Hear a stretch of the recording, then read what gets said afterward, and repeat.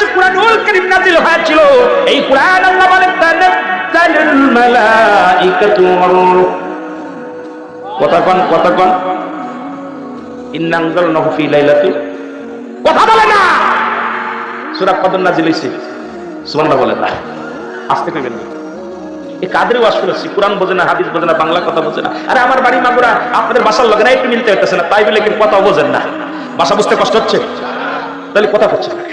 আমার বাড়ি হলো মাগুরা জেলা, মাগুরা থেকে আসা যা করি অনেক কষ্ট পাবো, অনেক কষ্ট করে আপনাদের মাঝে আসছি, আবার যাবো সেখানে। সুতরাং আপনারা ভাষা যদি না বোঝেন আমার আইনে লাভ কি? অনেক কষ্ট করে আসেন এলাকার মধ্যে, আমাকে ওই এলাকার বক্তার অভাব নাই।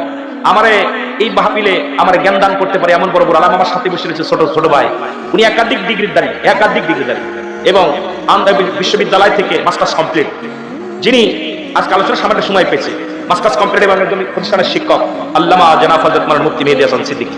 তো আমার বাবার আমার ড্রাইভারের ওয়াজ শুনে আরো পাগল হয়ে যাবেন। ড্রাইভার যদি ওয়াজ করে, কয়েকটা মাহফিলে করাইছি, অনেক সুন্দর আলোচনা করতে পারে। বিশেষ করে যেটা বলতেছিলাম আপনাদেরকে, এত কষ্ট করে মাগুরা থেকে এনে যদি কিছু না বলতে পারি, যদি না বুঝতে পারে, না নিয়ে লাভ কি?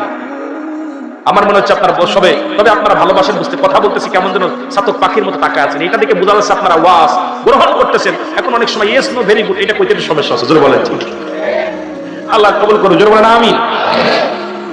আমার মুসলমান বাবারা শুনে নাও, মায়ের রমজান মাসে কুরআনুল কারীম নাযিল হয়েছে। বাবারে এই মাসে যদি কিছু না পারো, প্রতিদিন একবার করে সূরা ইখলাস পাঠ করো। আল্লাহু আল্লাহু আহাদ আল্লাহুস সামাদ লাম ইয়ালিদ ওয়া লাম ইউলাদ ওয়া লাম ইয়াকুল লাহু কুফুয়ান আহাদ। কিছু যদি না পারো, যদি এটাও যদি না পারো, কুরআনকে ধরে চুমা দাও। সুবহানাল্লাহ।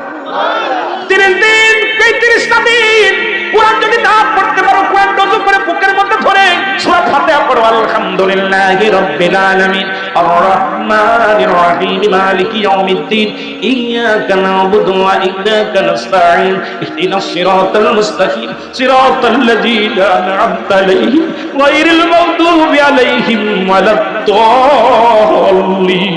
কুরআনের মধ্যে চুমা দাও, কুরআনের চুমা দাও, তোমার গুনাহ মাফ হয়ে যাবে। যারা বলো সুবহানাল্লাহ।